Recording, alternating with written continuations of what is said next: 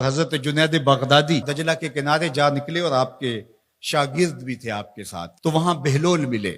بہلول ایک مجذوب تھے، تو کہا کہ چلیے ان سے ذرا بات کرتے ہیں۔ تو شاگردوں نے کہا یہ تو ایک دیوانہ شخص ہے اور آپ اس سے کیا ملیں گے؟ آپ اتنے پڑھے لکھے عالم اور اتنے بڑے فقیہ اور صوفی، اور ایک دیوانے شخص سے آپ ملیں گے؟ دنیا اس کو دیوانہ کہتی تھی، بہلول دیوانہ۔ لیکن سعدی بولے کہ سعدیہ نزدیک رائے عاشقاں، خلق مجنونند و مجنو عاقل است، کا اصل تو عاقل یہ لوگ ہیں۔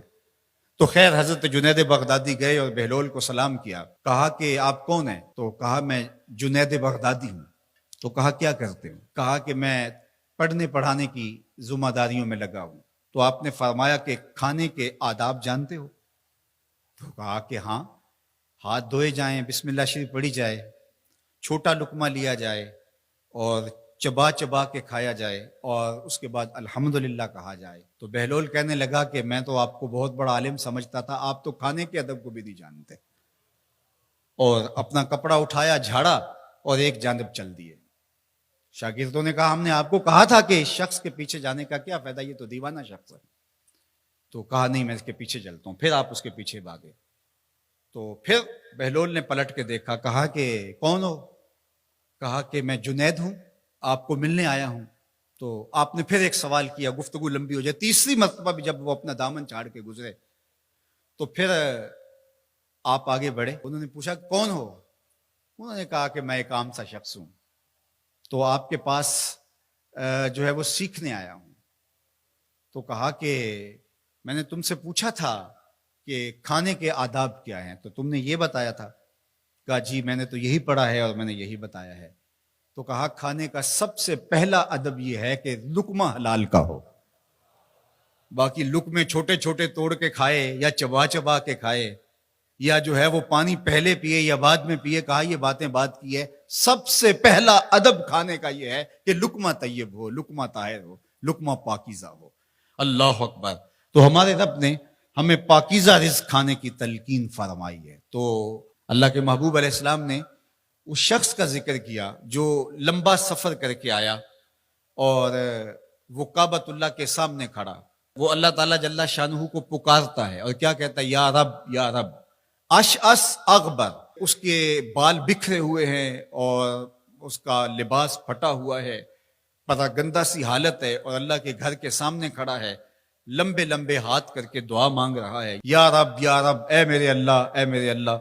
لیکن فرمایا وَمَطْعَمُهُ حَرَامٌ وَمَشْرَبُهُ حَرَامٌ وَمَلْبَسُهُ حَرَامٌ وَغُذِّيَ بِالْحَرَامِ فَأَنَّىٰ يُسْتَجَابُ لِذَٰلِكَ۔ فرمایا کہ اس نے جو کھایا ہے وہ حرام کا ہے، اس نے جو پیا ہے وہ حرام کا ہے، اس نے جو لباس پہنا ہے وہ حرام کا ہے۔ فرمایا اس کو جو غذا دی گئی ہے وہ غذا حرام کے مال سے اسے حاصل ہوئی تھی۔ فرمایا فَأَنَّىٰ يُسْتَجَابُ لِذَٰلِكَ۔ فرمایا مجھے بتاؤ کہ اس کی دعائیں کیسے قبول ہوں گی؟ وہ کعبۃ اللہ کے پردے کو تھام کے کھڑا ہے، ملتزم سے لپٹ کے رو رہا ہے، وہ حتیم میں کھڑا ہے، وہ کعبہ کے اندر بھی چلا گیا، کعبہ کی چھت پہ سقف بیت اللہ پہ بھی کھڑا ہے، مطاف میں کھڑا ہے، وہ حجر اسود کے ساتھ لپٹ کے دعائیں مانگ رہا ہے، مقام ابراہیم کے پاس کھڑا ہو کے دعائیں مانگ رہا ہے۔ یمد یدہ، اس کے ہاتھ لمبے لمبے ہیں، یا رب کے کلمات اس کی زبان پہ ہیں، اور اشعث اغبر، غبار آلودہ بکھرے ہوئے اس کے بال ہیں، اور حالت پراگندہ ہے کہ کسی کو گزرتے ہوئے بھی ترس آ جائے، اور اللہ کے گھر میں کھڑا ہے تو وہ کیوں نہیں معاف کرے گا؟ لیکن فرمایا مطعمہ حرام ومشربہ حرام وملبسہ حرام وغذی بالحرام، اس کا کھانا پینا لباس اور غذا حرام کی تھی۔ فأنیٰ یستجاب لذالک، اس کی دعائیں کیسے قبول ہوں گی؟ بلکہ علماء نے لکھا کہ جو شخص حرام کمائی کھاتا ہے اس کی اپنی دعائیں تو قبول نہیں ہوتی، نیک لوگوں کی دعاؤں سے بھی اس کا حصہ نکال دیا جاتا ہے۔ جب اللہ کے بندے اولیاء کاملین دعائیں مانگتے ہیں اور وہ پوری امت کے لیے، پوری قوم کے لیے مانگ رہے ہوتے ہیں، لیکن اس شخص کا حصہ نکال دیا جاتا ہے جس کا رزق پاکیزہ نہیں ہے۔ اس لیے رزق کی پاکیزگی یہ بہت اہم ہے۔ رومی علیہ الرحمہ فرماتے ہیں کہ اگر تمہارا رزق پاک ہوگا، تمہارا رزق ستھرا ہوگا، تمہارے سینے میں معرفت کا نور پیدا ہوگا، اور اگر تمہارے سینے میں غل، غش اور حسد، بغض، کینہ اور نفرتیں پیدا ہو رہی ہیں تو پھر تم غور کرو کہ تمہارے رزق میں کوئی مسئلہ ہے۔